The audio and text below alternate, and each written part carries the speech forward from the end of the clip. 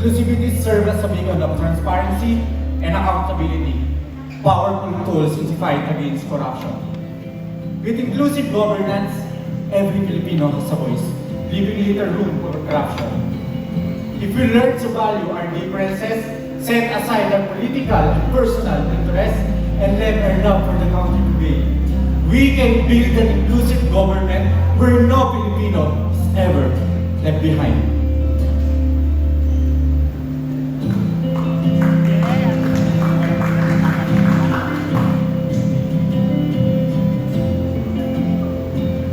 When we talk about good governance, we often think of laws, systems, and policies.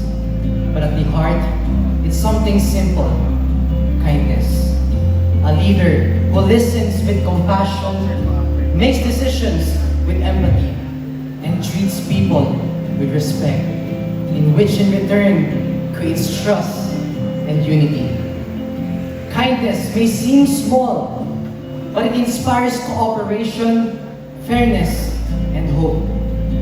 If we lead with kindness, we lead with hope.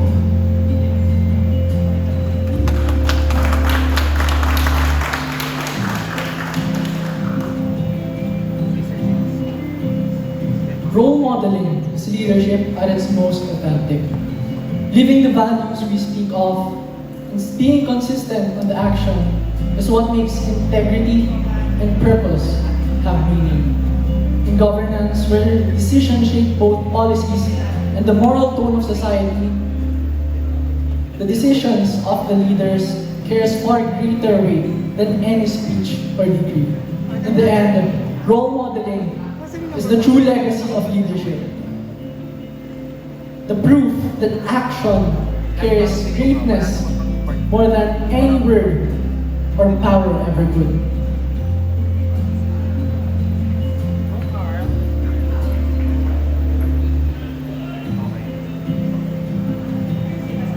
Good governance plays a vital role in achieving the Sustainable Development Goals.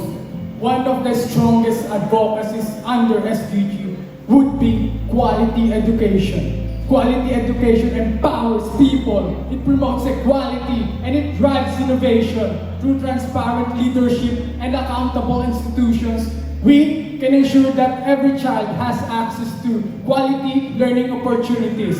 With this priority, we are building a sustainable future where poverty is reduced and a chance to contribute meaningfully to the society.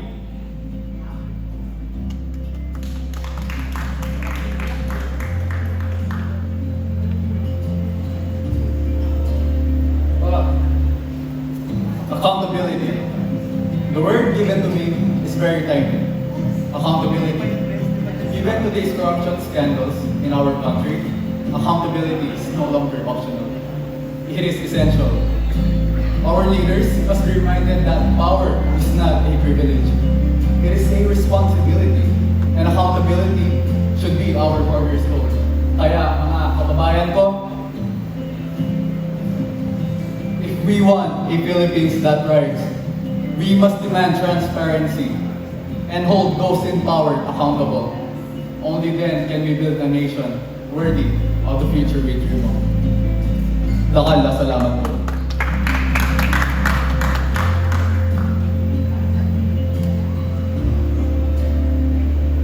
Good governance starts with motivation, a genuine drive to lead people with honesty, fairness, and accountability. We deserve a leader who is committed to truth, equality, and moral integrity.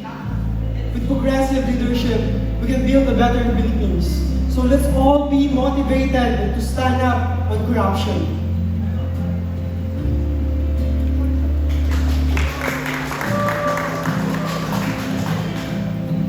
Tunay na napapanahon, paglaban natin ang seguridad ng mabuting pamamahala. Tayo ay magkaisa, boses ng lahat ay mahalaga.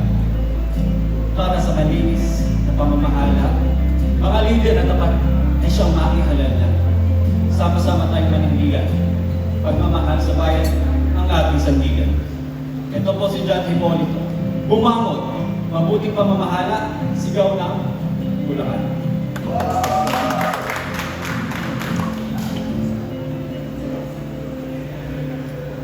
social is about building company. Social is about community and building connections. And the same is true for the government. Even when it's flaws, there is still good in it. When they listen, when they engage, and when they make decisions along with the people. And a government that is social is a government that is honest and responsive. And that matters because when the government and the people are truly connected to each other, trust grows, hope remains, and progress is something we can all share together.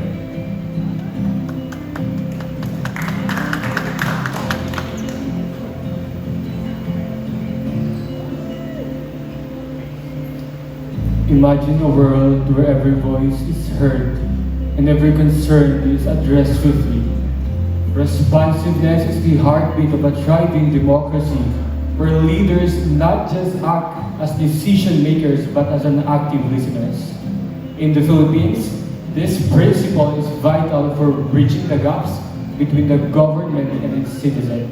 And when the government responds to the needs and aspirations of its people, it cultivates trust and collaboration, paving the way for a more unified and resilient society.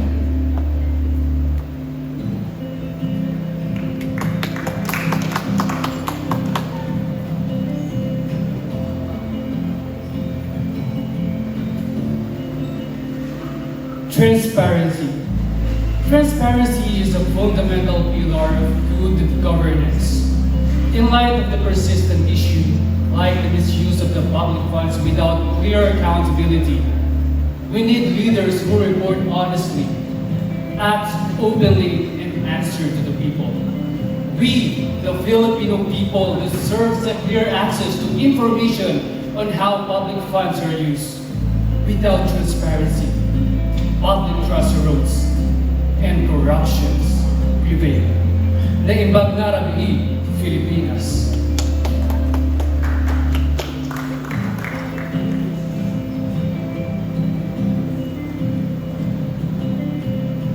Water.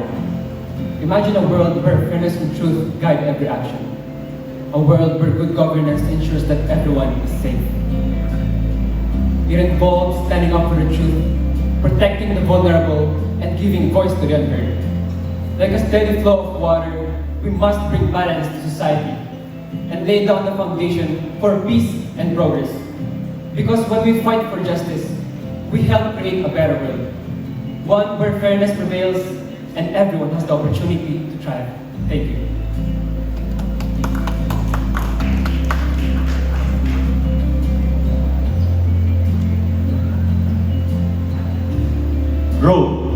Growth happens when we build accountability. We need honest leaders, fair policies, and systems that stop abuse of power. Through growth, corruption ends. Politics stop being a business. And public servant means serving people.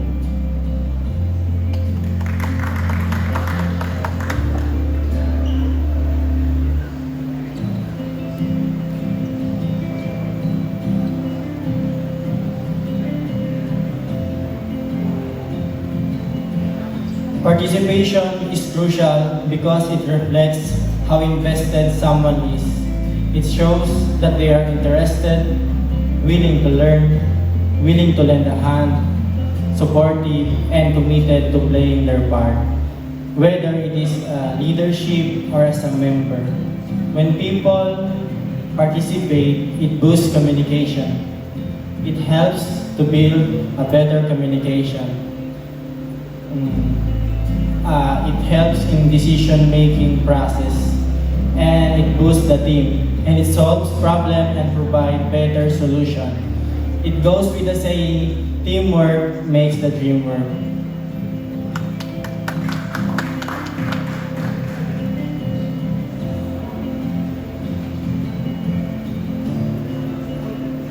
Justice systems. The justice systems is meant to protect people. However, in the Philippines, many still feel it only hears to those who have power and money. justice is never denied nor delayed.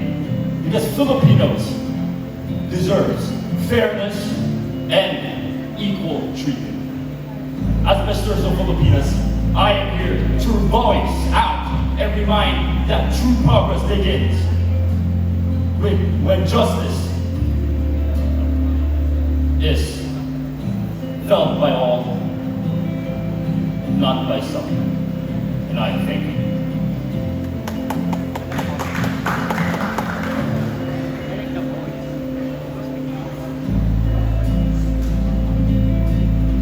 Love. As a future nurse, my love isn't just for my patients, but also for my country. I believe that love has many forms, but the greatest is the love for our country. And loving our country means practicing good governance and standing firm against corruption. Because if we fight corruption, we show the truest form of love for our country. So let us say yes to integrity, say yes to good governance, and together, we can build a quality life for every Filipinos.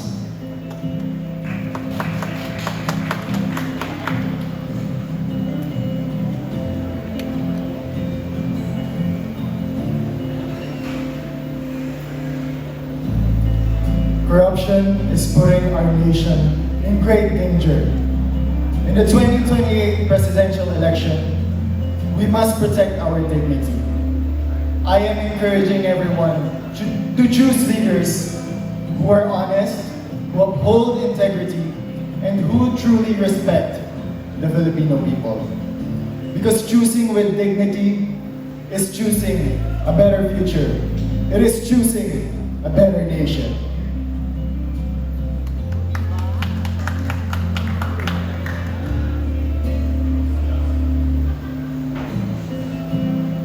Recognizing that gender roles should not limit the person's potential.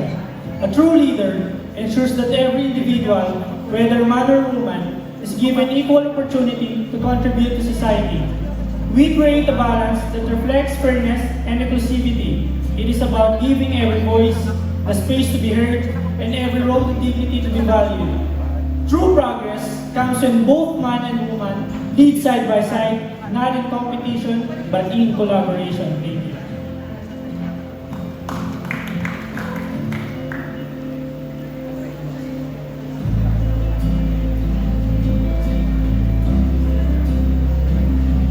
Corruption harms our society. It goes projects and in infrastructure. Many Filipino continue to suffer. As Masters of Filipinas, we must be brave men who champion good governance, starting with the small things, acts of honesty, accountability, and leadership by example.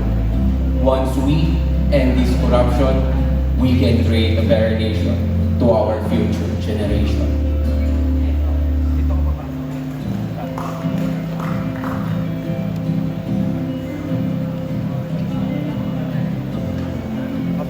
Good governance, not just only about transparency and progress. It's about preserving the culture that defines who we are as people, as Filipinos. And a true leader that values good governance ensures that our traditions are protected, diversity is celebrated, and every voice in our community are heard.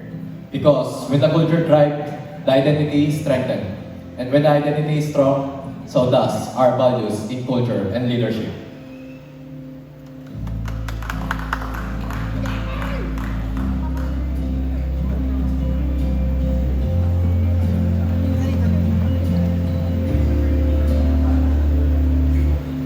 Respect.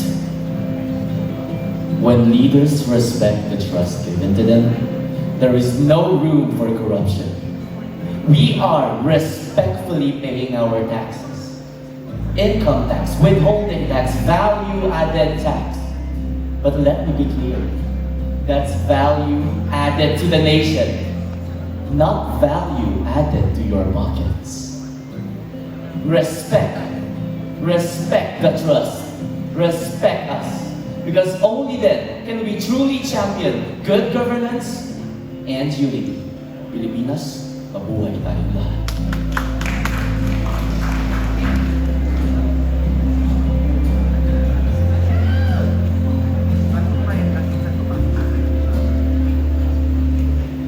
Expression is about reciprocity. We express how we are being treated. But as a nation, we express loudly because we no longer feel safe. The roars have been louder because we no longer feel safe. And I, standing here, I have a voice that demands good governance. Because we people, we are the ones that supports. We are the ones that reciprocates expression. Thank you.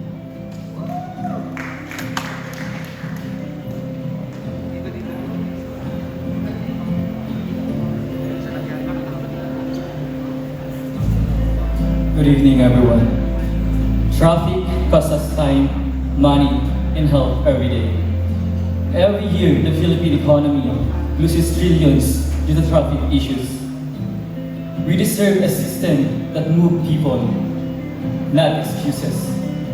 It is not okay to see funds disappear while those in power pocket the funds that is meant to improve our lives.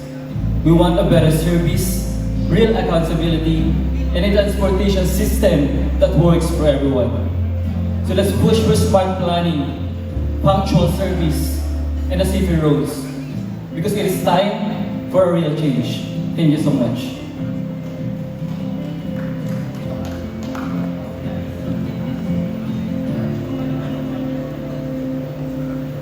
Dear leaders, we admire your commitment to serve. But with the challenges our country faces today, we hope you resist temptation and lead with empathy. Because when government cares, trust grows, and our country shines. Thank you.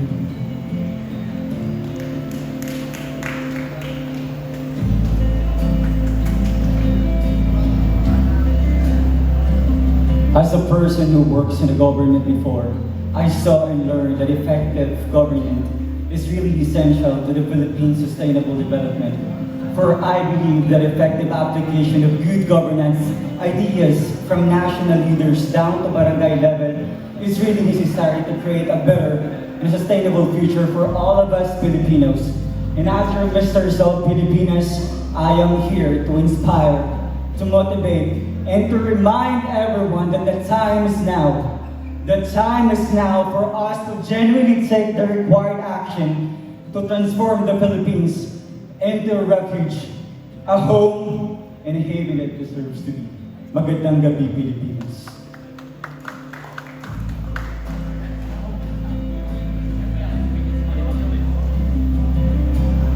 Intimacy is like good governance. It works best with trust, respect, and honesty. It grows when both sides listen, communicate, and respect each other's boundaries. Just like leadership, it grows with trust and also transparency. And Daghang salamat.